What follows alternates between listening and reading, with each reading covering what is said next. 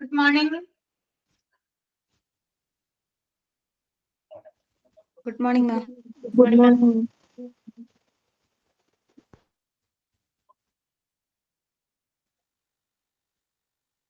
Okay, അപ്പൊ നമുക്ക് audit continue ചെയ്യാം കേട്ടോ. എന്നിട്ട് നമുക്കൊരു പുതിയ ചാപ്റ്റർ ഒന്ന് എടുക്കാം. സ്റ്റേജ് 6 റീ ഓഡിറ്റ് വരെ ആയിരുന്നില്ലേ പറഞ്ഞത് കഴിഞ്ഞ ക്ലാസ്സിൽ? Yes, ma'am. ഓക്കെ, വായിച്ചു നോക്കിയല്ലോ? ഡയഗ്രാം ഒക്കെ വായിച്ച് ക്വസ്റ്റ്യൻ മോക്ക് ടെസ്റ്റ് ഒക്കെ ചെയ്ത് നോക്കിയോ? കിട്ടുന്നുണ്ടല്ലോ? ഓക്കെ ആണ്? Yes, ma'am. Okay, ആണ്.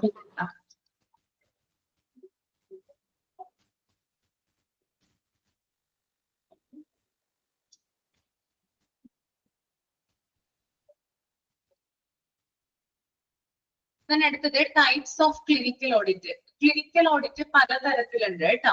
ഫസ്റ്റ് വൺ സ്റ്റാറ്റിസ്റ്റിക്കൽ ഓഡിറ്റ് ആണ്, സ്ഥിതി വിവര കണക്കുകൾ ഉൾപ്പെടെയുള്ള ഓഡിറ്റുകള്. രണ്ടാമത്തത് എക്സ്റേ വ്യൂ ആണ് കേട്ടോ. അതൊരു ഓഡിറ്റ് ആയിട്ട്, അതായത് അവിടുത്തെ കാര്യങ്ങളൊക്കെ കാൽക്കുലേറ്റ് ചെയ്യുന്ന അല്ലെങ്കിൽ കണക്ക് കൂട്ടി വെക്കുന്നതാണ് എക്സ്റേ വ്യൂ എന്ന് പറയുന്നത് കേട്ടോ. ഡിസീസ് ഓഡിറ്റ്, അതായത് ഹോസ്പിറ്റലിലെ രോഗങ്ങളുമായി ബന്ധപ്പെട്ടിട്ട് എല്ലാ കാര്യങ്ങളും പരിശോധിച്ച് വാലിഡേറ്റ് ചെയ്യുന്നതാണ് ഡിസീസ് ഓഡിറ്റ്. ഒബ്സ്റ്ററിക് ഓഡിറ്റ് കേസസ് എന്ന് പറഞ്ഞാല് പ്രസവാനന്തരമായിട്ടുള്ള അല്ലെങ്കിൽ ഗൈനക് ഡിപ്പാർട്ട്മെന്റിൽ മാത്രമായിട്ട് നടത്തുന്ന ഓഡിറ്റ് ആണ് ഒബ്സ്റ്ററിക് കേസസ് എന്ന് പറയുന്നത്, ഒബ്സ്റ്ററിക് ഓഡിറ്റ് എന്ന് പറയും. ദെൻ ഇൻഫെക്ഷൻ കൺട്രോൾ, അതായത് അണുബാധ നിയന്ത്രണം, ആ ഒരു ഡിപ്പാർട്ട്മെന്റിൽ നടത്തുന്ന ഓഡിറ്റ് ആണ്. ദെൻ നഴ്സിംഗ് ഓഡിറ്റ്, അതായത് നഴ്സുമാരുടെ കെയറും പരിചരണം അല്ലെങ്കിൽ അവരുടെ ട്രീറ്റ്മെന്റും കാര്യങ്ങളൊക്കെ ഇവാലുവേറ്റ് ചെയ്യുന്ന ഒരു രീതിയാണ്.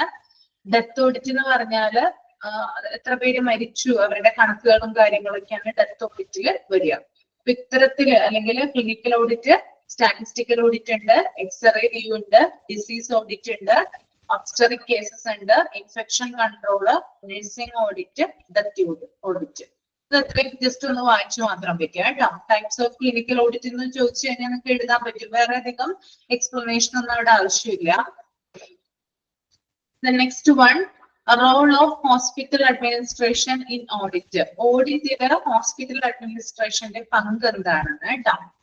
First one, to facilitate and provide good working environment, അതായത് നല്ല തൊഴിൽ അന്തരീക്ഷം പ്രദാനം ചെയ്യുന്നു. എന്താണ് ചെയ്യുന്നത്? അതായത് എല്ലാ വിധത്തിലുള്ള സൗകര്യങ്ങളും തൊഴിൽ ചെയ്യാൻ, അതായത് തൊഴിലാളികൾക്ക് തൊഴിൽ ചെയ്യാനുള്ള ഒരു എൻവയൺമെന്റും ഒരുക്കി കൊടുക്കുന്നു. രണ്ടാമത്തത്, to provide facilities, resources and smooth supply, അതുപോലെ തന്നെ ആശുപത്രിയിലേക്ക് ആവശ്യമായിട്ടുള്ള സൗകര്യങ്ങൾ പ്രദാനം ചെയ്യുന്നു, അത് പ്രൊവൈഡ് ചെയ്യുന്നു. അതുപോലെ തന്നെ വിഭവങ്ങൾ കൊടുക്കുന്നു, ആവശ്യമായിട്ടുള്ള ഉപകരണങ്ങൾ എത്തിച്ചു കൊടുക്കുന്നു. Third point, to motivate to enable the medical care providers to work enthusiastically. അതെന്താണ് പറയുന്നത്? അതായത് അവിടെയുള്ള മെഡിക്കൽ കെയർ പ്രൊവൈഡേഴ്സ്, അതായത് ഡോക്ടർമാരുണ്ട്, നഴ്സുമാരുണ്ട്, അവരെയൊക്കെ മോട്ടിവേറ്റ് ചെയ്യുന്നു, നല്ല രീതിയിൽ അവര് ജോലി ചെയ്യാൻ വേണ്ടിയിട്ട് അവരെ മോട്ടിവേറ്റ് ചെയ്യുന്നു എന്നാണ് ആ തേർഡ് പോയിന്റ് പറയുന്നത്. Then fourth point, to attend patient complaint grievances by grievances redressal committee. പേഷ്യന്റെ കംപ്ലൈന്റ്, പേഷ്യന്റ് എന്തെങ്കിലും പരാതികൾ ഉണ്ടെങ്കിൽ അത് കേൾക്കുന്നു, അതുപോലെ തന്നെ അവരുടെ പരാതികള് റിഡ്രസൽ കമ്മിറ്റിക്ക് മുമ്പാകെ അവതരിപ്പിക്കുന്നു. പരാതി തർക്ക പരിഹാര കമ്മിറ്റി എന്ന് പറയുന്നത് എല്ലാ സ്ഥലത്തുള്ളതാണ്, അവരുടെ മുമ്പിൽ എന്ത് ചെയ്യുന്നുണ്ട്? പ്രസന്റ് ചെയ്യുന്നുണ്ട് പേഷ്യന്റെ complaint. Then to edit and monitor media coverage, press notes. അതുപോലെ തന്നെ ഇവിടെ പറയുന്നത് ഹോസ്പിറ്റലിനെതിരെയുള്ള വ്യാജ വാർത്തകൾ എന്നൊക്കെ നിങ്ങൾ കേട്ടിട്ടില്ലേ?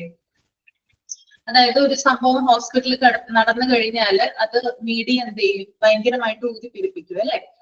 ഒരു ചെറിയ സംഭവമായിരിക്കും, അത് വലിയ രീതിയിൽ എന്ത് ചെയ്യും? വാർത്തയാക്കി അവർ മാറ്റും. അപ്പൊ അങ്ങനെ എന്തെങ്കിലും കേസുകളൊക്കെ വന്നു കഴിയുമ്പോൾ ഹോസ്പിറ്റൽ അഡ്മിനിസ്ട്രേഷൻ ആണ് എന്ത് ചെയ്യുക? അതിന്റെ സത്യാവസ്ഥ പുറത്തു കൊണ്ടുവരിക. അപ്പൊ എങ്ങനെയാ അവര് ചെയ്യുന്നത്? പ്രസ് മീറ്റ് ഒക്കെ വിളിക്കും അല്ലെ? മീഡിയനെയൊക്കെ വിളിച്ചിട്ടാണ് എന്ത് ചെയ്യുക?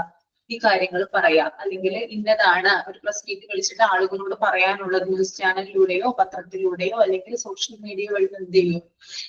ഇവരുടേതായിട്ടുള്ള സത്യാവസ്ഥ പുറത്തു കൊണ്ടുവരും. അപ്പൊ അതിനെയാണ് ഇവിടെ പറയുന്നത് കേട്ടോ. അതായത് മീഡിയ കവറേജും അതുപോലെ പ്രസ് നോട്ട് അങ്ങനെയുള്ള കാര്യങ്ങളൊക്കെ എഡിറ്റ് ചെയ്ത് വളരെ ഒബ്സർവ് ചെയ്ത് എന്ത് ചെയ്യുക? അവതരിപ്പിക്കുക, സത്യാവസ്ഥ പുറത്തു കൊണ്ടുവരുവാനുള്ള കാര്യങ്ങൾ പ്രസന്റ് ചെയ്യുന്നു.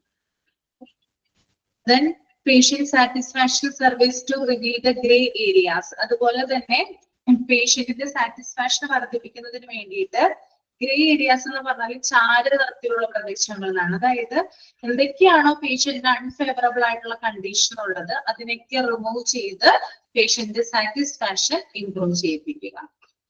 Then next point, to conduct exit interview and make changes as suggested. അതായത് എക്സിറ്റ് ഇന്റർവ്യൂ എന്ന് പറഞ്ഞാല് ഒരു ഹോസ്പിറ്റലിൽ നിന്ന് 10 പേര് റിസൈൻ ചെയ്ത് പോവാൻ നിൽക്കുകയാണ്, അല്ലെങ്കിൽ റിസൈൻ ഇട്ട് നിൽക്കുകയാണെന്ന് വിചാരിക്കുക, അല്ലെങ്കിൽ അതിന് തൊട്ട് മുമ്പുള്ള ഏതെങ്കിലും ഒരു ദിവസം റിസൈൻ ഇട്ട് പോകാൻ തീരുമാനിക്കുക. നമുക്കറിയാലോ ഹോസ്പിറ്റലിലൊക്കെ ആകുമ്പോൾ ഒരു മാസത്തിന് മുമ്പൊക്കെയാണ് റിസൈൻ കൊടുക്കുക. കാരണം ബന്ധപ്പെട്ട അതോറിറ്റിയൊക്കെ അറിയിക്കണം, സർട്ടിഫിക്കറ്റ് അതുപോലെ തന്നെ നമ്മുടെ എന്താ പറയാ എക്സ്പീരിയൻസ് സർട്ടിഫിക്കറ്റ് അങ്ങനെയുള്ള കാര്യങ്ങളൊക്കെ നമുക്ക് കിട്ടണം. ഒരു മാസം മുമ്പ് എന്ത് ചെയ്യും, റിസൈൻ കൊടുക്കും. റിസൈൻ കൊടുക്കുന്നതിന് മുമ്പായിട്ട് ഈ പിരിഞ്ഞു പോകുന്ന അംഗങ്ങൾ ഉണ്ടല്ലോ അവരെ ഇന്റർവ്യൂ നടത്തും. ഇതിനു വേണ്ടിയിട്ട് ഇന്റർവ്യൂ നടത്തുന്നവരെ അവർ പോവാതിരിക്കാൻ വേണ്ടിയിട്ട് റിസൈൻ ചെയ്യുന്നതിന് മുമ്പാണ് കേട്ടോ. നമ്മളൊരു സൂചന അവർക്ക് കൊടുക്കും, ഞാൻ ഇവിടെ നിന്ന് പോകാൻ പോവാണ്, അല്ലെങ്കിൽ ബന്ധപ്പെട്ട നമ്മുടെ സുപ്പീരിയറിനെ അത് അറിയിക്കും, എനിക്ക് ഇങ്ങനെ ഇവിടെ നിന്ന് രാജിവെക്കാനായിട്ട് അല്ലെങ്കിൽ റിസൈൻ ചെയ്യാനായിട്ട് ഉദ്ദേശമുണ്ടെന്ന് പറയുമ്പോൾ തന്നെ അത് അവരുടെ മേലുദ്യോഗസ്ഥരെ അറിയിക്കും.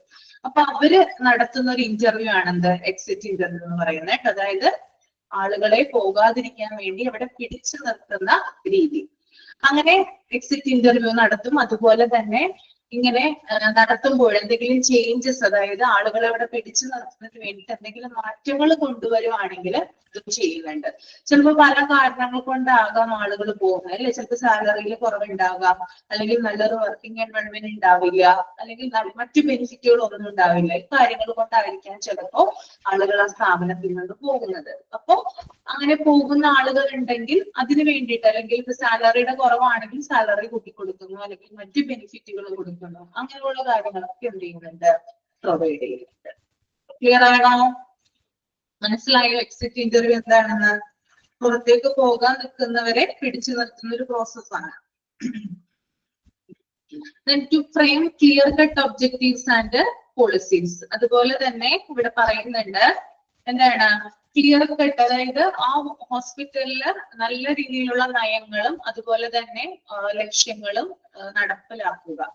നല്ല രീതിയിലുള്ള ഒരു പ്രവർത്തനത്തിന് വേണ്ടിയിട്ട് അടുത്തുള്ള ലക്ഷ്യങ്ങളും അതുപോലെ തന്നെ നയങ്ങളും നടപ്പിലാക്കുക എന്നുള്ളത് ഹോസ്പിറ്റൽ അഡ്മിനിസ്ട്രേഷന്റെ മക്കളാണ്. ഓക്കെ അല്ലേ? ക്ലിയർ അല്ലേ?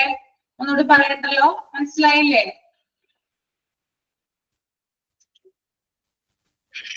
ഇനി ക്ലിനിക്കൽ ഓഡിറ്റിന്റെ അഡ്വാൻറ്റേജസ് ആണ് കേട്ടോ പറയുന്നത്. ക്ലിനിക്കൽ ഓഡിറ്റിന് ചില നേട്ടങ്ങളുണ്ട്. അത് എന്തൊക്കെയാണെന്ന് നമുക്കൊന്ന് നോക്കാം.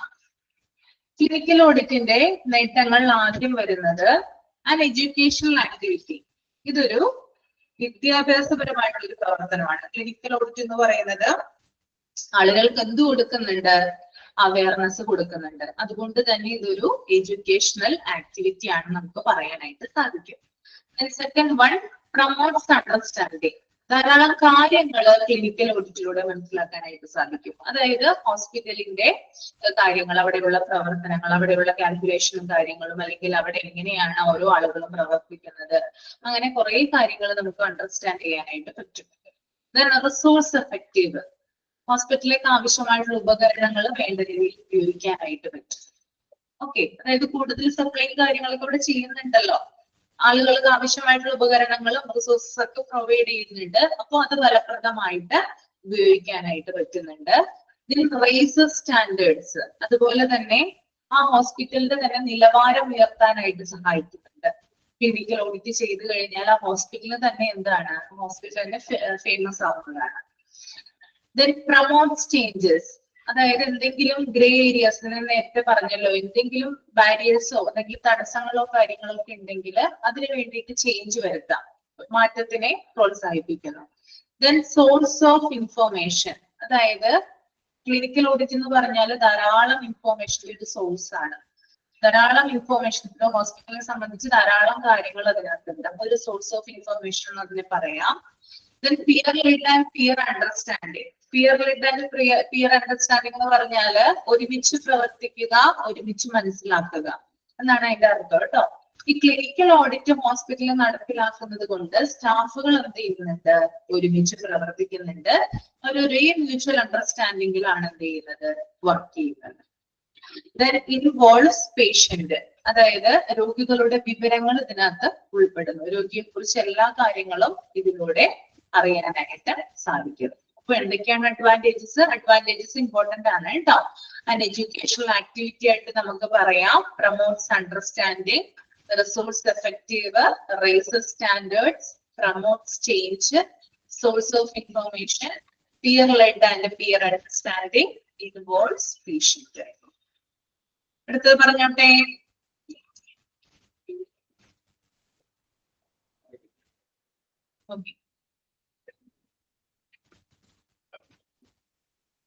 അടുത്തത് പ്രോബ്ലംസ് ഇൻ മെഡിക്കൽ ഓഡിറ്റ്. ഒരു മെഡിക്കൽ ഓഡിറ്റിൽ ഉണ്ടാകുന്ന പറഞ്ഞുതരാം. മെഡിക്കൽ ഓഡിറ്റിലുള്ള പ്രോബ്ലംസ് എന്തൊക്കെയാണെന്നാണ് പറയുന്നത് കേട്ടോ. മെഡിക്കൽ ഓഡിറ്റിൽ ധാരാളം പ്രോബ്ലംസ് ഉണ്ടാവാറുണ്ട്. എന്തൊക്കെയാണ് ഇതിന്റെ പ്രോബ്ലംസ് എന്ന് നോക്കാം. അതായത് ഫസ്റ്റ് വൺ വരുന്നത് lakh of organised medical record. അതായത് ഒരു ഓർഗനൈസ്ഡ് അല്ലാത്ത മെഡിക്കൽ റെക്കോർഡിന്റെ അഭാവം, അതൊരു പ്രോബ്ലം ആയിട്ട് വരുന്നുണ്ട് ഓഡിറ്റിൽ കേട്ടോ. Lack of organised medical audit record. രണ്ടാമത്തത് incomplete record, poor quality maintenance. Medical record complete ആകാതിരിക്കുക, അതുപോലെ തന്നെ അത് പുവർ ക്വാളിറ്റിയിൽ മെയിൻറ്റെയിൻ ചെയ്യുക. ഓക്കെ. മൂന്നാമത്തത് fear of action and lack of motivation of medical staff. Medical സ്റ്റാഫുകൾക്ക് ആവശ്യത്തിന് മോട്ടിവേഷൻ കൊടുക്കാത്തത്, അതുപോലെ തന്നെ സ്റ്റാഫുകൾക്ക് ഉണ്ടാകുന്ന ഭയം, ഇതൊക്കെ എന്താണ് ഈ ഒരു പ്രോബ്ലംസ് ക്രിയേറ്റ് ചെയ്യാറുണ്ട്. നാലാമത്തെ point ignorance of value of medical audit by hospital. ഒരു ഓഡിറ്റ് തയ്യാറാക്കേണ്ടതിന്റെ ആവശ്യകത ഹോസ്പിറ്റലിന് അറിയാത്തത് കൊണ്ട്, അല്ലെങ്കിൽ ഒരു ഓഡിറ്റിന്റെ മൂല്യം എന്താണെന്ന് ഒരു ഹോസ്പിറ്റൽ മനസ്സിലാക്കാത്തതും എന്ത് തന്നെയാണ്, ഒരു പ്രോബ്ലം തന്നെയായിട്ട് വരാറുണ്ട്. Last suppression of facts, wrong reporting. അതായത് ചില ഫാക്ട്സുകൾ, ചില വസ്തുതകൾ അടിച്ചമർത്തുന്നു, അല്ലെങ്കിൽ ചില കാര്യങ്ങൾ നമ്മൾ കണ്ടു കഴിഞ്ഞ് റിപ്പോർട്ട് ചെയ്ത് കഴിഞ്ഞാൽ അത് പാടെ മാച്ചു കളയുന്നു, അല്ലെങ്കിൽ അത് അതിനെ അടിച്ചമർത്തുന്നു, അല്ലെങ്കിൽ തെറ്റായിട്ട് ഓഡിറ്റിൽ ചില കാര്യങ്ങൾ കൂട്ടിച്ചേർക്കുന്നു. ഇതൊക്കെ എന്താണ് ഓഡിറ്റിന്റെ പ്രോബ്ലംസിൽ വരുന്നതാണ്, മെഡിക്കൽ ഓഡിറ്റിന്റെ പ്രോബ്ലംസ് ആയിട്ട് വരുന്നതാണ്. അപ്പോ lakh of organised medical record, incomplete record, poor quality maintenance, fear of action and lack of motivation of medical staff, ignorance of value of medical audit by hospital, suppression of facts, wrong reporting. Okay, ഇത് clear അല്ലേ? Problems clear ആണോ?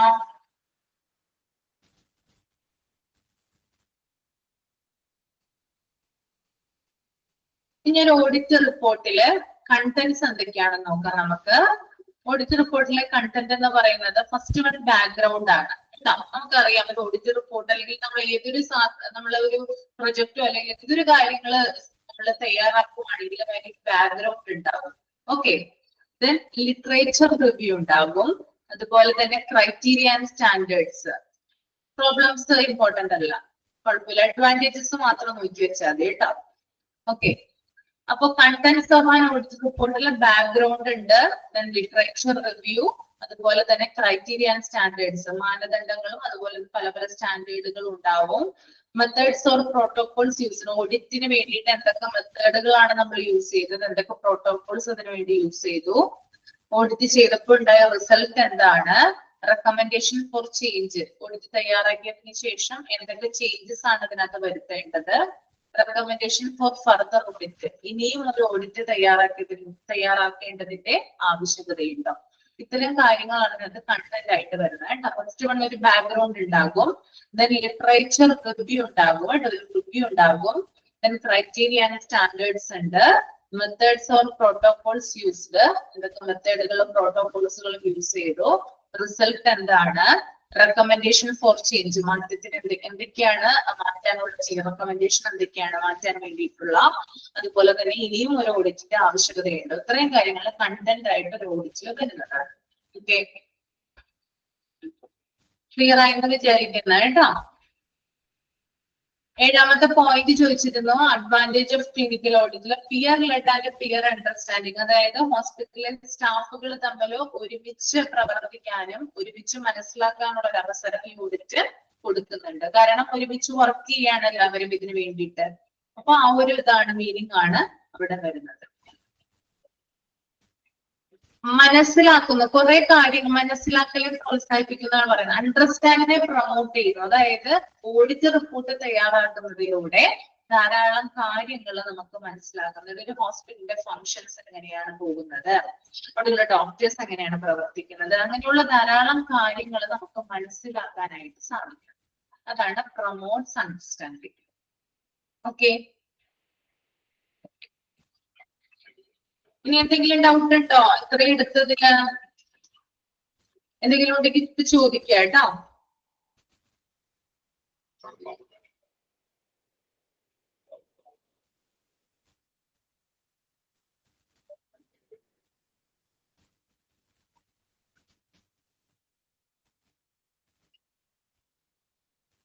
Doubt ഉണ്ടോ ആർക്കെങ്കിലും? ഇല്ല. ഞാൻ ഇന്നത്തെ important point പറഞ്ഞുതരാം, ഒന്നും കൂടെ പറഞ്ഞുതരാം. ഇമ്പോർട്ടന്റ് ആയിട്ടുള്ള കാര്യങ്ങൾ മാർക്ക് ചെയ്ത് വെക്കുക.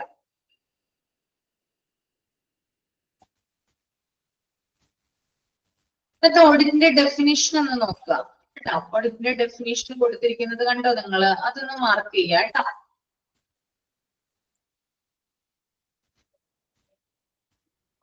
Then audit may be internal or external. Internal audit എന്താണെന്ന് ഒന്ന് മാർക്ക് ചെയ്ത് പോവുക. എക്സ്റ്റേണൽ ഓഡിറ്റ് എന്താണ് മാർക്ക് ചെയ്ത് പോവുക. മെഡിക്കൽ ഓഡിറ്റ് എന്താണ് മാർക്ക് ചെയ്ത് പോവുക. ദെൻ ക്ലിനിക്കൽ ഓഡിറ്റ് എന്താണ് മാർക്ക് ചെയ്ത് പോവുക. Organisational audit. ഓക്കെ,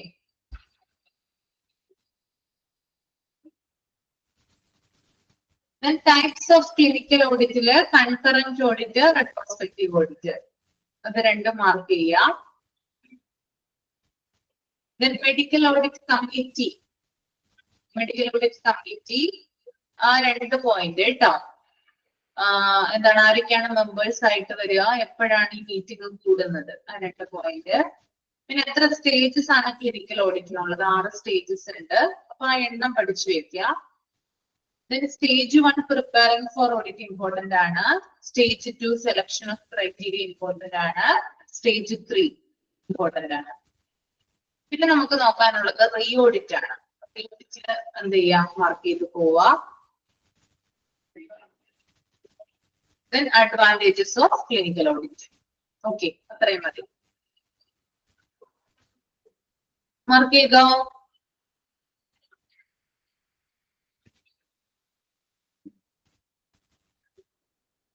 അപ്പൊ ഇനി അത് ഡൗട്ട് ഒന്നുമില്ലെന്ന് വിചാരിക്കുന്നു കേട്ടോ ഞാൻ. അപ്പൊ ഞാൻ ഇനി അടുത്ത ചാപ്റ്റർ എടുത്തോട്ടെ എന്നാ. അടുത്ത ചാപ്റ്ററിന്റെ പേര്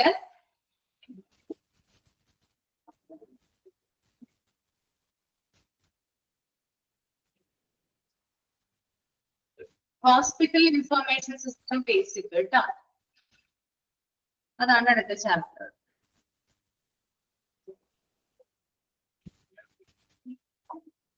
നിങ്ങൾക്ക് എത്രയാണ് ചാപ്റ്റർ നമ്പർ എനിക്ക് അറിയില്ല, ഒന്ന് കമന്റ് ചെയ്യട്ടോ. ചിലപ്പോൾ ചിലർക്ക് കിട്ടിയിട്ടുണ്ടാവില്ല.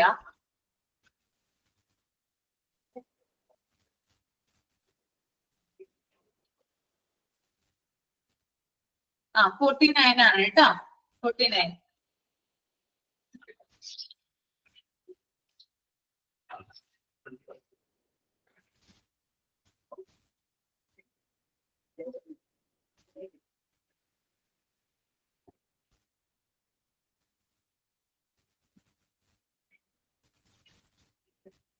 ഓക്കെ, അപ്പൊ നമുക്ക് നോക്കാം എന്താണ്.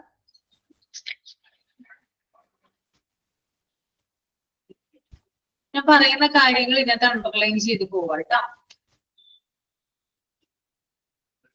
പറയാം എവിടെയാണ് അണ്ടർലൈൻ ചെയ്യേണ്ടതെന്ന് പറയാം, അപ്പൊ ചെയ്താൽ മതി. ഓക്കെ, പിന്നെ ഒരു ഇൻട്രൊഡക്ഷൻ കൊടുത്തിട്ടുണ്ട്. Hospital information system basic introduction. Hospital information system provide a general source of information about a patient's health history and doctor's schedule timing. The system must keep data in a secure place and control who can get to the data in certain situations. Introduction ആണ് പറഞ്ഞിരിക്കുന്നത് അല്ലെ. Hospital information system അഥവാ HIS കേട്ടോ. HIS എന്നാണ് short form വരിക. പല പല ടേമുകൾ നമുക്ക് ഇതിനകത്ത് പഠിക്കാനുണ്ട്. ഈ ടേമുകളൊക്കെ നിങ്ങൾ കേൾക്കുമ്പോൾ വിചാരിക്കും എല്ലാം വ്യത്യസ്തമാണെന്ന്. പക്ഷെ ജനറൽ ആയിട്ട് ഒന്ന് തന്നെയാണ് പറയുന്നത്, hospital information system.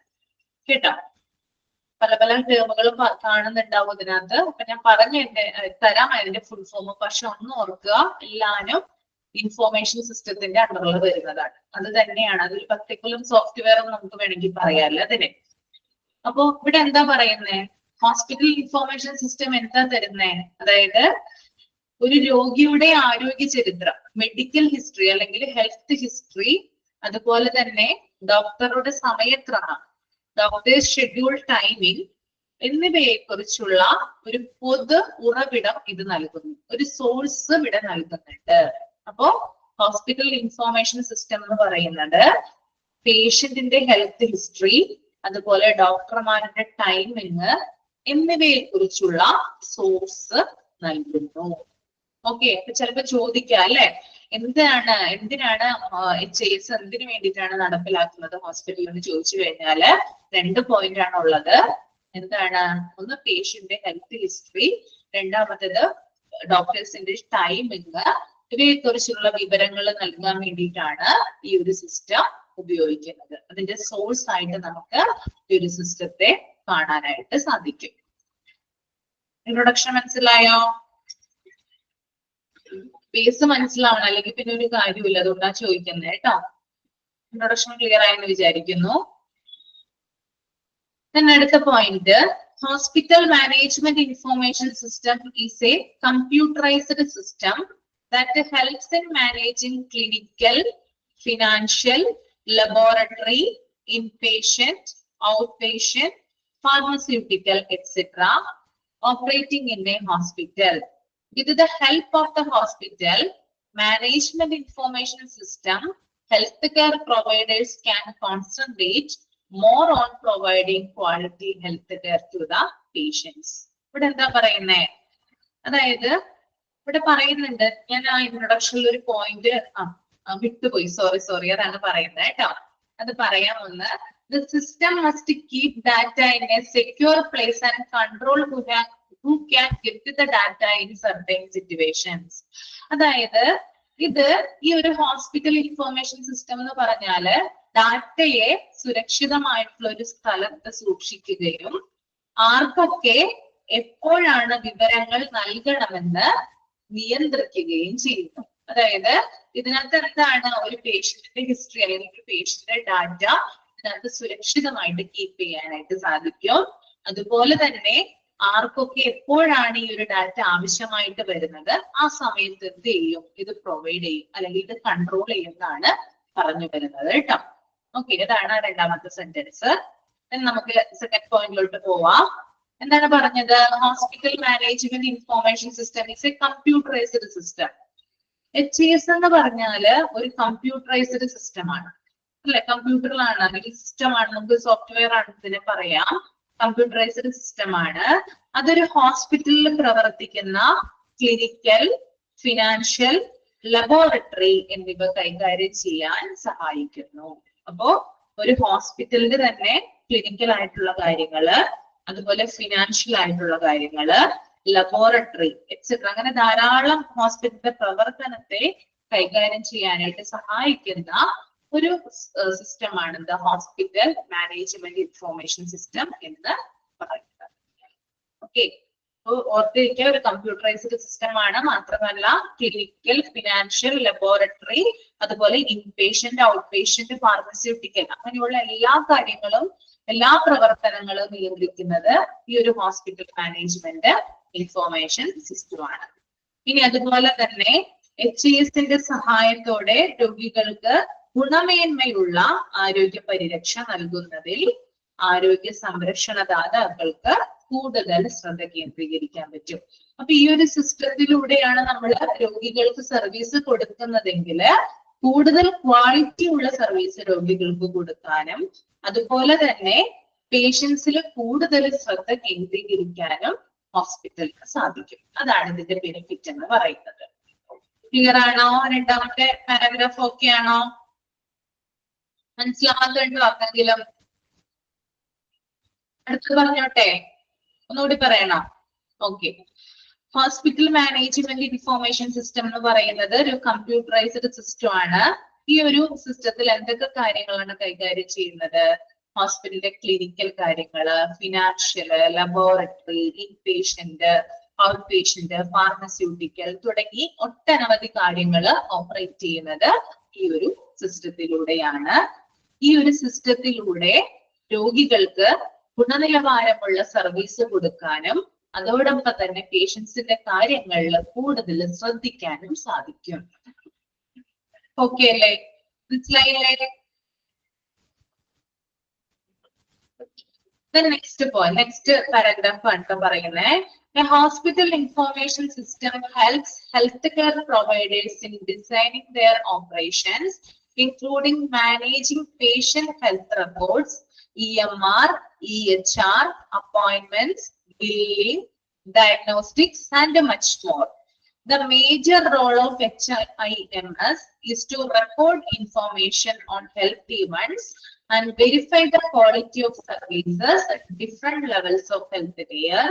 The importance of patient evaluation is a part of the concept of giving importance to patients' views in developing the quality of health services.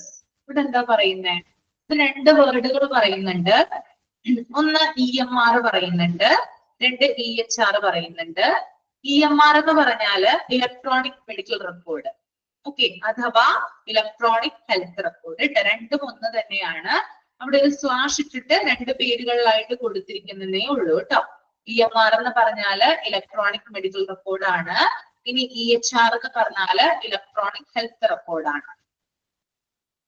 എഴുതിയെടുത്തു കേട്ടോ, ഫുൾ ഫോം ചോദിക്കാം അതിന്റെ. ഇവിടെ നോക്കിയേ, ഇവിടെ എന്തൊക്കെയാ പറയുന്നേ? അതായത് രോഗികളുടെ ആരോഗ്യ രേഖകൾ, അത് നമുക്ക് EMR എന്നും പറയാം, അതിനെ EHR എന്നും പറയാം. അതുപോലെ തന്നെ അപ്പോയിന്റ്മെന്റുകൾ, രോഗികളുടെ അപ്പോയിന്റ്മെന്റുകള്, അവരുടെ ബില്ലിങ്, അവരുടെ ഡയഗ്നോസ്റ്റിക്, രോഗനിർണയം എന്നിവയും അതിലേറെയുമുള്ള പ്രവർത്തനങ്ങള് രൂപകൽപ്പന ചെയ്യാൻ HIS സഹായിക്കുന്നു. അപ്പോ എന്തൊക്കെ കാര്യങ്ങളാണ് ക്രിയേറ്റ് ചെയ്യുന്നത്? അതായത് രോഗിയുടെ മെഡിക്കൽ റെക്കോർഡ്, അതുപോലെ തന്നെ അപ്പോയിന്റ്മെന്റുകള്, ബില്ലിങ്, ഡയഗ്നോസ്റ്റിക്, അതിൽ കൂടുതലുള്ള പ്രവർത്തനങ്ങൾ കൈകാര്യം ചെയ്യാനായിട്ട് ഈ ഒരു HIS സഹായിക്കുന്നുണ്ട്. ഓക്കെ, HIS എന്ന് പറഞ്ഞാൽ എന്റെ കുറച്ചും കൂടി എക്സ്റ്റെൻഡഡ് ആയിട്ടുള്ള ഫോമാണ് HIMS എന്ന് പറയുന്നത് കേട്ടോ. HIMSന്റെ ഫുൾ ഫോം എന്ന് നിങ്ങൾ എഴുതിയെടുക്കുക. Health care information and management system. Health care information and management system.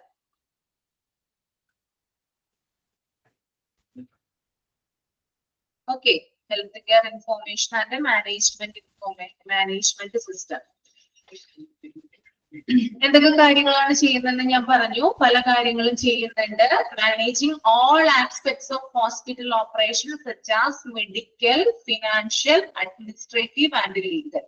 ഇത്തരത്തിലുള്ള ഹോസ്പിറ്റലിന്റെ മെഡിക്കൽ ആയിട്ടുള്ള കാര്യങ്ങള്, ഫിനാൻഷ്യൽ ആയിട്ടുള്ള കാര്യങ്ങള്, അഡ്മിനിസ്ട്രേറ്റീവ് കാര്യങ്ങള്, ലീഗൽ കാര്യങ്ങളൊക്കെ എന്താണ് മാനേജ് ചെയ്യുന്നത് ഈ ഒരു പർട്ടിക്കുലർ സിസ്റ്റത്തിലൂടെയാണ്.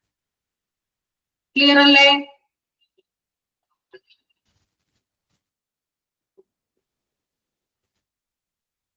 ക്ലിയർ ആയില്ല? ഇത്രയും പേരെ പറഞ്ഞത് ക്ലിയർ ആണോ?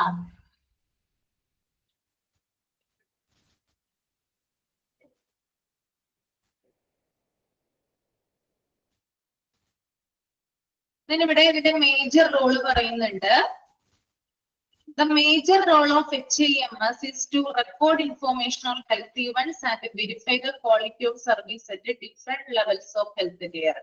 HIMSന്റെ പ്രധാന പങ്ക് അല്ലെങ്കിൽ മേജർ റോൾ എന്ന് പറയുന്നത് ഹെൽത്ത് ഇവന്റ്സിനെ കുറിച്ചുള്ള വിവരങ്ങൾ രേഖപ്പെടുത്തുക, ഹെൽത്ത് കെയറിന്റെ ക്വാളിറ്റി പരിശോധിക്കുക എന്നിവയാണ്. അപ്പൊ രണ്ട് തരത്തിലുള്ള മേജർ റോളുകൾ ഉണ്ട്. HIMSന്റെ ഒരു മേജർ റോൾ എന്ന് പറയുന്നത് ഹെൽത്ത് ഇവന്റ്സ് എന്തൊക്കെയാണോ അതിന്റെ വിവരങ്ങൾ രേഖപ്പെടുത്തുകയും അതുപോലെ തന്നെ ഹെൽത്ത് കെയറിന്റെ ക്വാളിറ്റി പരിശോധിക്കുക കൂടിയാണ് HIMS ചെയ്യുന്നത്. ഓക്കെ, then അടുത്തത് പറയുന്നത് the importance of patient evaluation is a part of the concept of giving importance to patient's view in developing the quality of health service. അതുപോലെ തന്നെ ഹെൽത്ത് കെയറിന്റെ ക്വാളിറ്റി കൂട്ടുന്നതില് പേഷ്യൻസിന്റെ വ്യൂ പോയിന്റ്സിന് പ്രാധാന്യം നൽകുക എന്നതാണ് ഇവിടെ ഇവാലുവേറ്റ് ചെയ്യുന്നത്. ഇവിടെ പ്രത്യേകിച്ച് എടുത്ത് പറയുന്ന ഒരു കാര്യമാണ്, നമ്മൾക്ക് ഒരു ഹെൽത്ത് കെയർ അല്ലെങ്കിൽ ഒരു ആരോഗ്യ സംരക്ഷണ കേന്ദ്രം, ഒരു ഹോസ്പിറ്റലിലെ ഹെൽത്ത് കെയറിന്റെ ക്വാളിറ്റി കൂട്ടുന്നതില് പേഷ്യൻസിന്റെ വ്യൂ പോയിന്റ്സ് കൂടി എന്ത് ചെയ്യുന്നുണ്ട്, ഉൾപ്പെടുത്തിക്കൊണ്ടാണ് HEMS കാര്യങ്ങള് ഇവാലുവേറ്റ് ചെയ്യും. ഓക്കെ, ഇത്രയുമാണ് ഇവിടെ പറയുന്നത് കേട്ടോ. നമുക്ക് അടുത്ത പാരാഗ്രാഫിലോട്ട് വരാം. Hospital information system benefits include improving patient satisfaction through improved communication, greater provider sensitivity towards patients, improved community awareness about the quality of services, and overall better use of services in the health system. ഇവിടെ പറയുന്നത് അതായത് better കമ്മ്യൂണിക്കേഷനിലൂടെ benefits ആണ് പറയുന്നത്. HEMSന്റെ benefits ആണ് ഇപ്പൊ പറയുന്നത് ആ പാരഗ്രാഫില്. Better കമ്മ്യൂണിക്കേഷനിലൂടെ രോഗിയുടെ സാറ്റിസ്ഫാക്ഷൻ മെച്ചപ്പെടുത്തുക, അതുപോലെ തന്നെ ഹെൽത്ത് കെയർ പ്രൊവൈഡറും പേഷ്യന്റും തമ്മിലുള്ള കമ്മ്യൂണിക്കേഷൻ നിലനിർത്തുക. ബെനിഫിറ്റ് ആണ് കേട്ടോ. എന്തൊക്കെയാണ്? ഒന്ന്, ബെറ്റർ കമ്മ്യൂണിക്കേഷനിലൂടെ രോഗിയുടെ സാറ്റിസ്ഫാക്ഷൻ മെച്ചപ്പെടുത്തുക, ഹെൽത്ത് കെയർ പ്രൊവൈഡറും പേഷ്യന്റും തമ്മിലുള്ള കമ്മ്യൂണിക്കേഷൻ നിലനിർത്തുക, അതുപോലെ തന്നെ ഹെൽത്ത് കെയർ സർവീസിന്റെ ക്വാളിറ്റിയെ കുറിച്ചും ഒരു ഹെൽത്ത് സിസ്റ്റത്തിലെ മെച്ചപ്പെട്ട ഉപയോഗത്തെ കുറിച്ചുള്ള അവബോധവും നൽകുക. ഒരു ഹോസ്പിറ്റലിന്റെ ഒരു എന്താണ് ഉചിതമായിട്ടുള്ള ഒരു ഗുണനിലവാരം ഉണ്ടാവും. ആ ഗുണനിലവാരത്തെ കുറിച്ചും അതുപോലെ തന്നെ അവിടെ വിനിയോഗിക്കുന്ന അവിടെ എന്തൊക്കെ കാര്യങ്ങളാണ് ചെയ്യുന്നത് അതിനെ കുറിച്ചിട്ടുള്ള ഒരു വ്യക്തമായ അവബോധം സൃഷ്ടിക്കാനായിട്ട് ഈ ഒരു പർട്ടിക്കുലർ സോഫ്റ്റ്വെയറിന് കഴിയുന്നതാണ്. Okay. Then healthcare management software is a digitalized system that helps in controlling the health information of patients in healthcare facility. അതുപോലെ തന്നെ ഇവിടെ പറയുന്നത് ഹെൽത്ത് കെയർ മാനേജ്മെന്റ് സോഫ്റ്റ്വെയർ എന്നത് ഒരു ഹെൽത്ത് കെയർ ഫെസിലിറ്റിയില് രോഗിയുടെ ആരോഗ്യ വിവരങ്ങള് നിയന്ത്രിക്കാൻ സഹായിക്കുന്ന ഒരു ഡിജിറ്റലൈസ്ഡ് സംവിധാനമാണ്.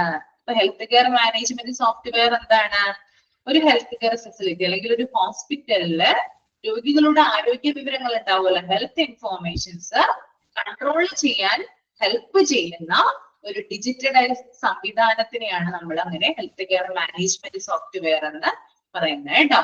ചുരുക്കി പറഞ്ഞാല് ഒരു രോഗിയുടെ അല്ലെങ്കിൽ ഒരു പേഷ്യന്റിന്റെ എല്ലാ തരത്തിലുള്ള മെഡിക്കൽ ഹെൽത്ത് ഇൻഫോർമേഷൻസും എന്ത് ചെയ്യാണ്, കൺട്രോൾ ചെയ്യുന്നത് ഈ ഒരു പർട്ടിക്കുലർ സിസ്റ്റം ആണെന്ന് നമുക്ക് വേണമെങ്കിൽ കൺക്ലൂഡ് ചെയ്യാനായിട്ട് സാധിക്കും.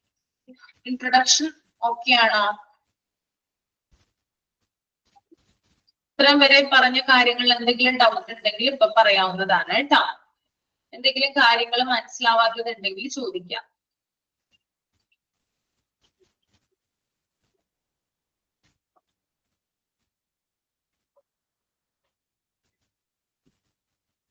ഇനി ഇവിടെ ഒരു പിക്ചർ കൊടുത്തിട്ടുണ്ട് കേട്ടോ. ഒരു ടേബിളില് ഒരു സ്ക്വയർ വരച്ചിട്ട് ഒരു പിക്ചർ കൊടുത്തിട്ടുണ്ട്. ആദ്യം 2 മിനിറ്റ് നിങ്ങളൊന്ന് ഒബ്സർവ് ചെയ്യുക. എന്തെങ്കിലും പിടി കിട്ടിയിട്ടുണ്ടെങ്കിൽ എന്നോടൊന്ന് പറയാ കേട്ടോ.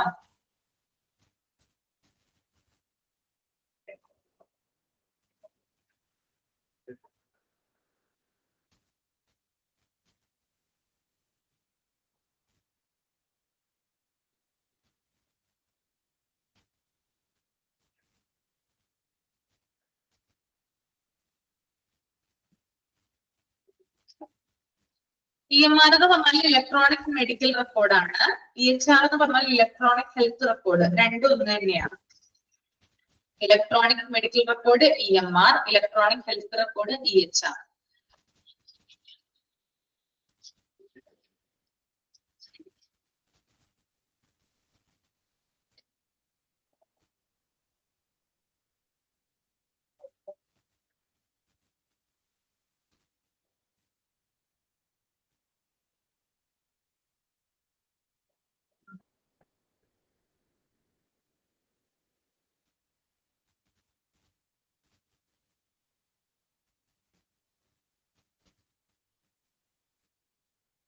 പിക്ചർ നോക്കിയോ?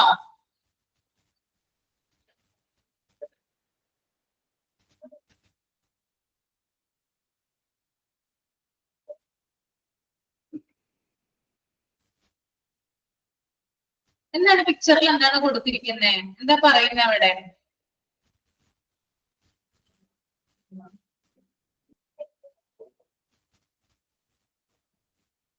എന്തെങ്കിലും മനസ്സിലായോ?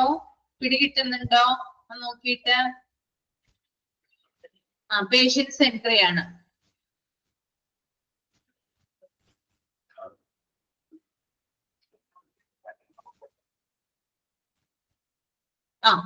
ശരിയാണ്. ഒരു ഐ ഹോസ്പിറ്റലിലെ പേഷ്യൻസിന്റെ ഫ്ലോ ചാർട്ട് ആണ്. ശ്രീജ പറഞ്ഞ ശരിയാണ് കേട്ടോ. ഫ്ലോ ചാർട്ട് ആണ്. എങ്ങനെയാണ്? ക്രമമാണ് കൊടുത്തിരിക്കുന്നത്. നമ്മൾ ഒ പി ഡിയിൽ ഒരു ഫ്ലോ ചാർട്ട് പഠിച്ചിട്ടുണ്ടായിരുന്നില്ലേ നിങ്ങൾ ഒ പി ഡിയില്? അതുപോലെ തന്നെയുള്ള ഒരു ഫ്ലോ ചാർട്ട് ആണ് ഇവിടെ കൊടുത്തിരിക്കുന്നത്. കുറച്ചും കൂടി പിക്ചർ ഒക്കെ കൊടുത്തിട്ട് കുറച്ചും കൂടി എക്സ്റ്റൻഡഡ് ഫോമിൽ കൊടുത്തിരിക്കുന്നു എന്ന് മാത്രം കേട്ടോ. അപ്പൊ നമുക്കൊന്ന് നോക്കാം എങ്ങനെയാണ് ആ ഒരു ഫ്ലോ പോകുന്നതെന്ന് നമുക്കൊന്ന് നോക്കാം. ഇപ്പൊ ഒരു ഐ ഹോസ്പിറ്റലാണ് നിങ്ങൾ ഓർത്ത് വയ്ക്കുക, ഒരു കണ്ണാശുപത്രി. അവിടെയുള്ള പേഷ്യന്റ് വന്നു കഴിഞ്ഞ് പോകുന്നത് വരെയുള്ള അല്ലെങ്കിൽ അവിടെയുള്ള ഫർദർ പ്രൊസീജിയേഴ്സ് ആണ് ഇവിടെ കൊടുത്തിരിക്കുന്നത്. പേഷ്യന്റ് ആദ്യം വരുന്നത് എവിടേക്കായിരിക്കും? എൻക്വയറി അല്ലെങ്കിൽ റിസപ്ഷൻ അല്ലെ? പേഷ്യന്റ് ആദ്യം വന്ന് എൻക്വയറിയിലാണ് വരിക അല്ലെങ്കിൽ റിസപ്ഷനിലാണ് വരിക. ദെൻ പേഷ്യന്റ് പിന്നീട് എങ്ങോട്ടാണ് പോകുന്നത്? രജിസ്ട്രേഷന് വേണ്ടിയിട്ട് പോകും. ആ പിക്ചർ നോക്കാട്ടെ, ഞാൻ പറയുന്ന പിക്ചറുകൾ നിങ്ങൾ നോക്കാൻ മാത്രമേ മനസ്സിലാവുള്ളൂ. രജിസ്ട്രേഷന് പോകുന്നു, രജിസ്ട്രേഷൻ ചെയ്യുന്നു അല്ലെ? രജിസ്ട്രേഷനിൽ ചെല്ലുമ്പോൾ അവിടെ എന്ത് ചെയ്യിക്കുന്നുണ്ട്? പേഷ്യന്റിനെ കൊണ്ട് രജിസ്റ്റർ ചെയ്യിപ്പിക്കുന്നുണ്ട്. എന്തൊക്കെ വെച്ചിട്ടാണ് രജിസ്റ്റർ ചെയ്യിപ്പിക്കുന്നത്? പേഷ്യന്റ് ID ജനറേറ്റ് ചെയ്യുന്നു അല്ലെ? പേഷ്യന്റ് ID ജനറേറ്റ് ചെയ്യുന്നു. അതുപോലെ ഡേറ്റ്, ടൈം, ഈ കാര്യങ്ങളൊക്കെ വെച്ചിട്ട് age, gender, region ID, mobile number, ഈ കാര്യങ്ങളൊക്കെ വെച്ചിട്ട് എന്ത് ചെയ്യുന്നുണ്ട്? ID ജനറേറ്റ് ചെയ്യുന്നുണ്ട്. അതിനുശേഷം അതായത് ചിലപ്പോ പേഷ്യന്റ് പുതിയ പേഷ്യന്റ് ആയിരിക്കാം, ന്യൂ പേഷ്യന്റ് ആയിരിക്കാം, അല്ലെങ്കിൽ റിവ്യൂ പേഷ്യന്റ് ആയിരിക്കാം. അതായത് റിവ്യൂ എന്ന് പറഞ്ഞാൽ പഴയ പേഷ്യന്റ് തന്നെയാണ് കേട്ടോ. ന്യൂ അപ്പോയിന്റ്മെന്റും ഉണ്ട്, റിവ്യൂ അപ്പോയിന്റ്മെന്റും ഉണ്ട്. ന്യൂ അപ്പോയിന്റ്മെന്റ് എന്ന് പറഞ്ഞാൽ പുതുതായിട്ട് വരുന്ന രോഗി, റിവ്യൂ അപ്പോയിന്റ്മെന്റ് എന്ന് പറഞ്ഞാല് പഴയ രോഗി.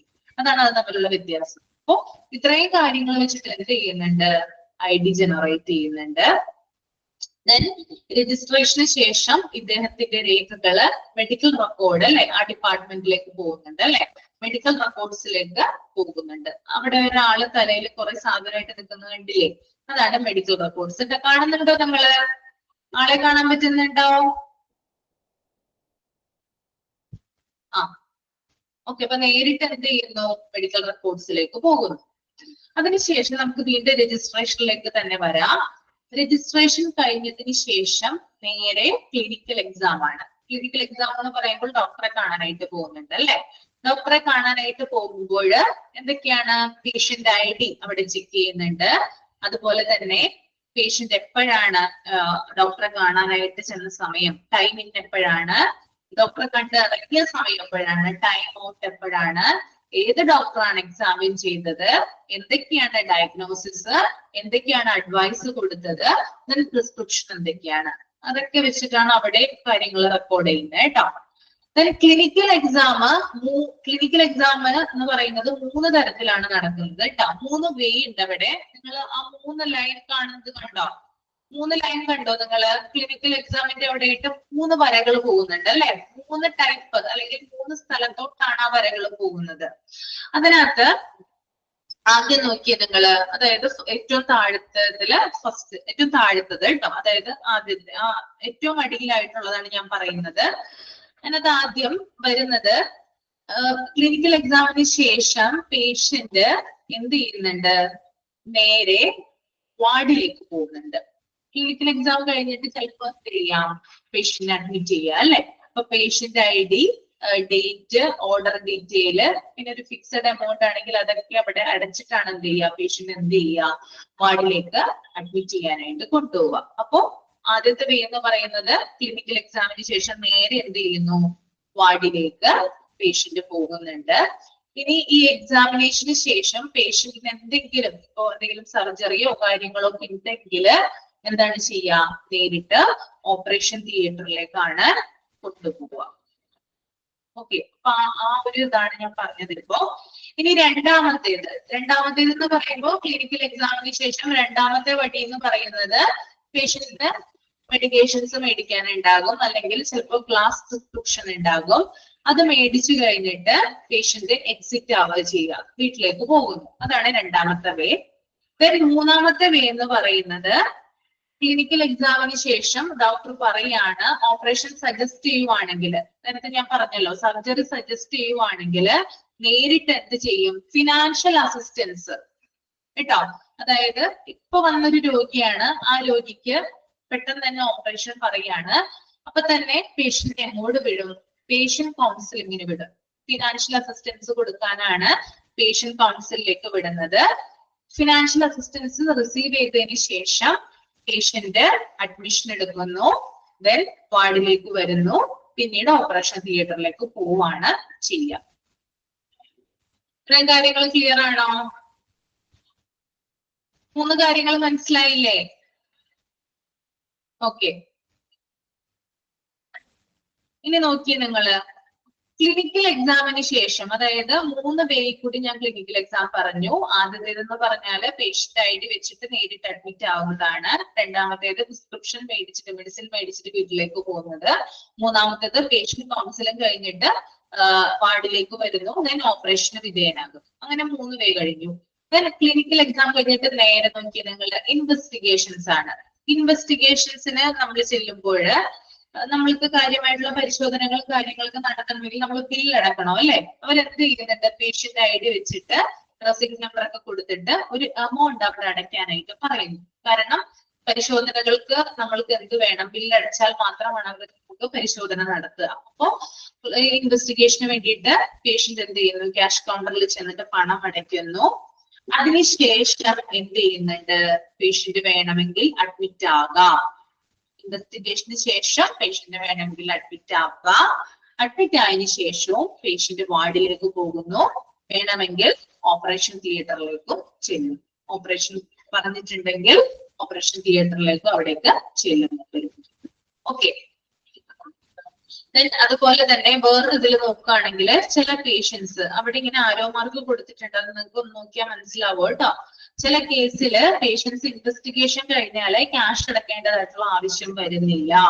അവര് നേരെ എന്താ ചെയ്യാ, അവര് നേരെ ഇങ്ങോട്ട് പോകും. ഈ ഒരു ഒന്നില്ലെങ്കിൽ അഡ്മിറ്റ് ആവാം, അല്ലെങ്കിൽ വാർഡിലേക്ക് പോകാം, അല്ലെങ്കിൽ ഓപ്പറേഷൻ ചെയ്യാം, എന്ത് വേണേ ആവാം, അല്ലെങ്കിൽ മരുന്ന് മേടിച്ചിട്ട് അവർക്ക് തിരിച്ചു പോകാം.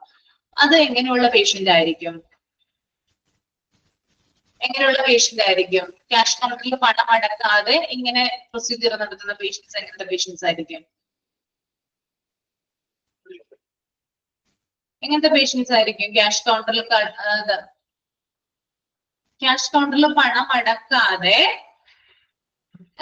അഡ്മിഷനായി, ഡിസ്ചാർജ് ആയി, അല്ലെങ്കിൽ വാർഡിൽ പോയി, അല്ലെങ്കിൽ ഓപ്പറേഷൻ ചെയ്ത് വരുന്ന പേഷ്യൻസ് എന്താകാം. അത് എത്തരത്തിലുള്ള പേഷ്യൻസ് ആയിരിക്കും? ഇൻഷുറൻസ് ഉള്ള പേഷ്യൻസ് ആയിരിക്കും. അവർക്ക് എന്താ അടയ്ക്കേണ്ട, ക്യാഷ് അടക്കേണ്ട ആവശ്യം വരുന്നില്ല കേട്ടോ. അതാണ് അവിടെ പറയുന്നത്. അതിന്റെ ആരോ അവിടെ കൊടുത്തിട്ടുണ്ട്. ഇൻവെസ്റ്റിഗേഷന് ശേഷം എന്ത് ചെയ്യുന്നുണ്ട്, നേരെ എങ്ങോട്ട് പോകുന്നു, ഇൻവെസ്റ്റിഗേഷന് ശേഷം നേരെ വാർഡിലേക്ക് പോകുന്നു, വേണമെങ്കിൽ ഓപ്പറേഷൻ ചെയ്യാം, ഡിസ്ചാർജ് ആവാം, അതിനുശേഷം പേഷ്യന്റിനെ തിരിച്ചു പോകാം. അവിടെ ഇൻഷുറൻസിന്റേതായിട്ടുള്ള സംഭവങ്ങൾ അവിടെ കൊടുത്തിട്ടുണ്ടാവാം. അതുകൊണ്ട് തന്നെ ബില്ല് അടയ്ക്കേണ്ടതായിട്ടുള്ള, ക്യാഷ് അടയ്ക്കേണ്ടതായിട്ടുള്ള ഒരു ആവശ്യമേ അവിടെ വരുന്നേയില്ല. ഇത്തരത്തിലാണ് എന്ത് ചെയ്യുക, ഒരു ഹോസ്പിറ്റൽ എൻവയോൺമെന്റിൽ പേഷ്യന്റ് ഫ്ലോ പറയുന്നത് കേട്ടോ. ക്ലിയർ ആയോ നിങ്ങൾക്ക്? ഇവിടെ നോക്കിയ വേറൊരു കാര്യം കൂടി പറയാനുണ്ട്. റൈറ്റ് സൈഡില്, അതായത് ലെഫ്റ്റ് സൈഡിലും റൈറ്റ് സൈഡിലും കുറച്ച് കാര്യങ്ങൾ കൊടുത്തിട്ടുണ്ട്. നേരത്തെ ഞാൻ രജിസ്ട്രേഷൻ ഇവിടെ പറഞ്ഞിട്ടുണ്ടായിരുന്നു. Patient I D, name, time, അതുപോലെ തന്നെ ജെൻഡർ, റീജിയൻ, മൊബൈൽ നമ്പർ ഒക്കെ വെച്ചിട്ട് എന്ത് ചെയ്യുന്നുണ്ട്, പേഷ്യന്റ് ഐ ഡി ജനറേറ്റ് ചെയ്യുന്നുണ്ട്. അതുപോലെ ഡോക്ടറെ കാണാനായിട്ട് ക്ലിനിക്കൽ എക്സാമിന് കയറുമ്പോൾ ടൈം എപ്പോഴാണ്, കയറുന്ന ടൈം എപ്പോഴാണ്, ഇറങ്ങുന്ന ടൈം എപ്പോഴാണ്, അവിടെ എന്തൊക്കെയാണ് പ്രിസ്ക്രിപ്ഷൻ കൊടുത്തത്, അഡ്വൈസ് എന്താണ് ഡോക്ടർ കൊടുത്തത്, അങ്ങനെയുള്ള വിശദ വിവരങ്ങൾ അവിടെ റെക്കോർഡ് ചെയ്യുന്നുണ്ട്. ദെൻ അതുപോലെ തന്നെ ഇൻവെസ്റ്റിഗേഷന്റെ അവിടെ പോകുമ്പോൾ പേഷ്യന്റ് ഐ ഡി അവിടെ കാണിക്കുന്നു, ഇൻവെസ്റ്റിഗേഷൻ ചെയ്യുന്നു. കണ്ണാണ് എന്ത് ചെയ്യുക, പരിശോധിക്കുക. ഒരു കണ്ണ് ഹോസ്പിറ്റലിലാവുമ്പോൾ കണ്ണല്ല പരിശോധിക്കുക. അതുപോലെ തന്നെ ടെക്നീഷ്യൻ അവിടെ ചാർജ് വരാം, പിന്നെ റെസിപ്റ്റ് കൊടുക്കുന്നു, പിന്നെ എന്താണ് ക്യാഷ് അടക്കുന്നു, വീണ്ടും ഇൻവെസ്റ്റിഗേഷന് വിധേയനാകുന്നു. വേണമെങ്കിൽ വാർഡിലോട്ട് പോകാം, അല്ലെങ്കിൽ എന്ത് ചെയ്യാം, എക്സിറ്റ് ആയി പോകാവുന്നതാണ്. അപ്പൊ ആ ഒരു വിധത്തിൽ അവിടെ ലെഫ്റ്റ് സൈഡിൽ അങ്ങനെ കൊടുത്തിട്ടുണ്ട്. റൈറ്റ് സൈഡിൽ നോക്കിയേ നിങ്ങള് പേഷ്യന്റ് കൗൺസിലിംഗിന്റെ അവിടെ കൊടുത്തിരിക്കുന്നത് വായിച്ചു നോക്കിയേ. Patient I D, date, procedure, advised, IBA, patient's preference. അതായത് അവിടെയും പേഷ്യന്റ് ഐ ഡി ചെക്ക് ചെയ്യുന്നു, ഡേറ്റ് നോക്കുന്നു അല്ലെങ്കിൽ ഡേറ്റ് കുറിക്കുന്നു, എന്താണ് പ്രൊസീജിയർ, എന്താണ് എന്തിനു വേണ്ടിയിട്ടാണ് പേഷ്യന്റ് കൗൺസിലിന് അദ്ദേഹം അവിടെ വന്നിരിക്കുന്നത്, എന്തൊക്കെയാണ്, ആരാണ് അദ്ദേഹത്തെ അവിടേക്ക് അഡ്വൈസ് ചെയ്ത ഡോക്ടർ, അതുപോലെ തന്നെ IBA. PA എന്ന് പറഞ്ഞാൽ എന്താണ് ഇവിടെ ഉദ്ദേശിക്കുന്നത്? വിഷ്വൽ ആക്ടിവിറ്റി ആണ് കേട്ടോ. വിഷ്വൽ ആക്ടിവിറ്റിയാണ് BA എന്ന് പറയുന്നത് കേട്ടോ. ഒന്ന് എഴുതി എടുത്തോളൂ.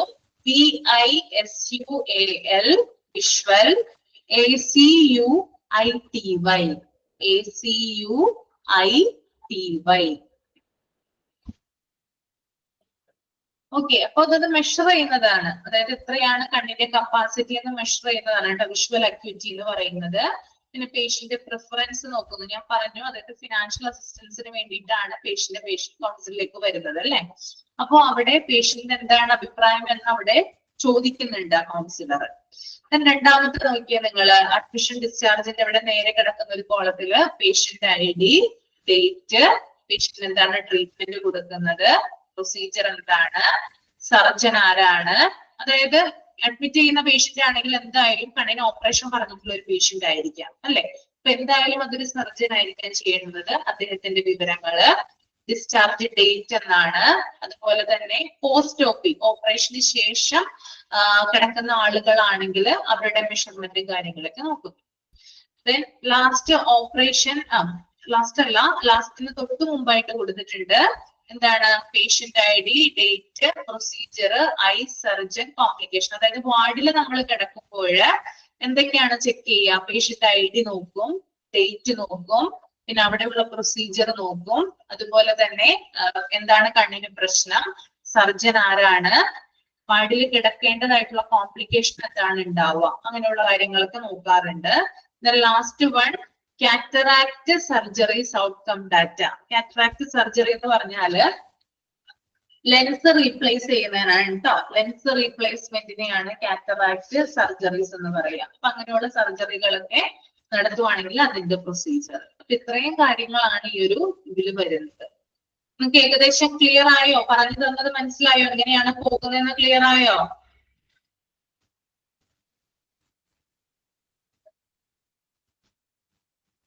ഓക്കെ ആയില്ലേ? മനസ്സിലായില്ലേ പറഞ്ഞത്?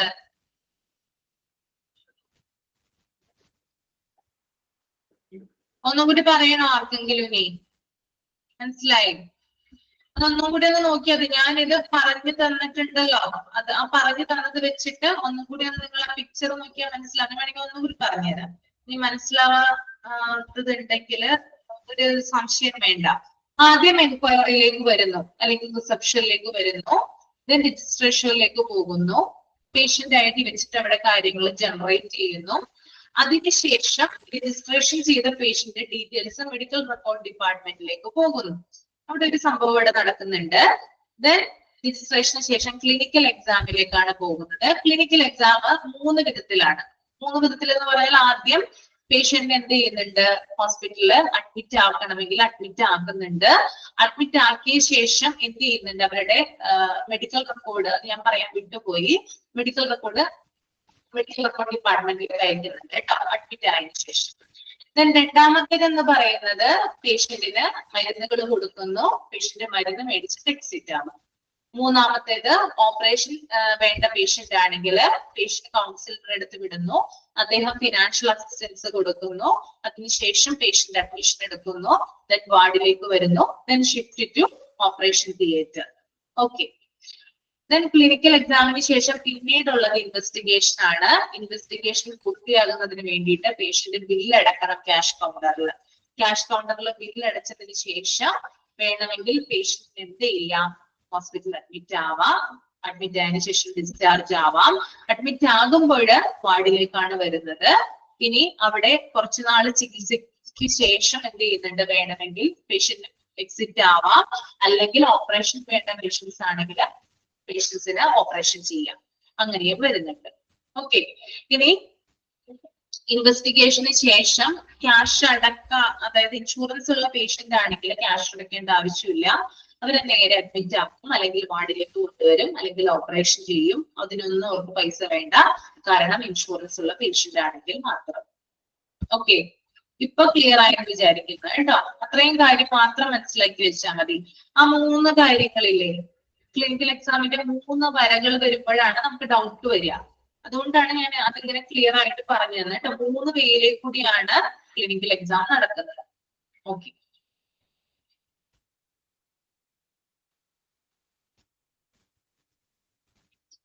കാറ്ററാക്ട് എന്താണെന്ന് എഴുതിയെടുത്തല്ലോ അല്ലെ? കാറ്ററാക്ട് ലെൻസ് റീപ്ലേസ്മെന്റ് ആണ് കേട്ടോ. കാറ്ററാക്ട് സർജറീസ് എന്ന് പറഞ്ഞാൽ ലെൻസ് റീപ്ലേസ് ചെയ്യുന്നതാണ്.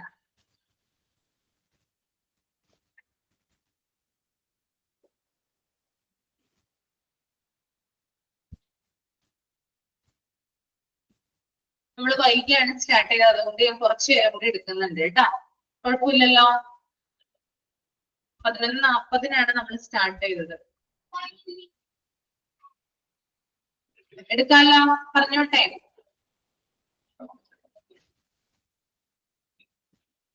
മതിയായോ? അല്ലെങ്കില്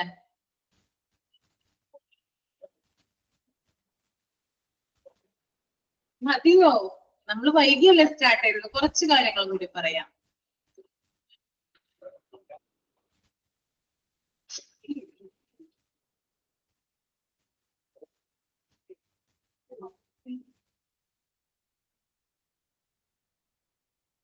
ശരി ശരി, എന്നാൽ നെക്സ്റ്റ് ക്ലാസ്സിൽ പറയാം. Okay okay. Components of A hospital management system next ക്ലാസ്സിൽ പറയാം. ഇത്രയും ഒന്ന് നോക്കി വെക്കാം കേട്ടോ. Thank you.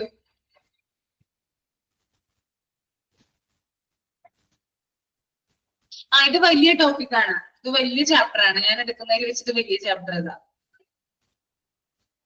ഓക്കെ, അധികം പ്രശ്നമൊന്നുമില്ല. വായിച്ചു നോക്കിയാൽ നിങ്ങൾക്ക് മനസ്സിലാവുന്ന എളുപ്പം കാര്യങ്ങൾ മാത്രമേ ഉള്ളൂ കേട്ടോ. നമ്മൾ പറയുമ്പോൾ കുറെ കാര്യങ്ങൾ പറയുമ്പോൾ നിങ്ങൾ വിചാരിക്കും മല പോലെയാണെന്ന്, പക്ഷെ അങ്ങനെയല്ല. ജസ്റ്റ് കാര്യങ്ങൾ മനസ്സിലാക്കാൻ മാത്രമേ ഉള്ളൂ. Okay, thank you.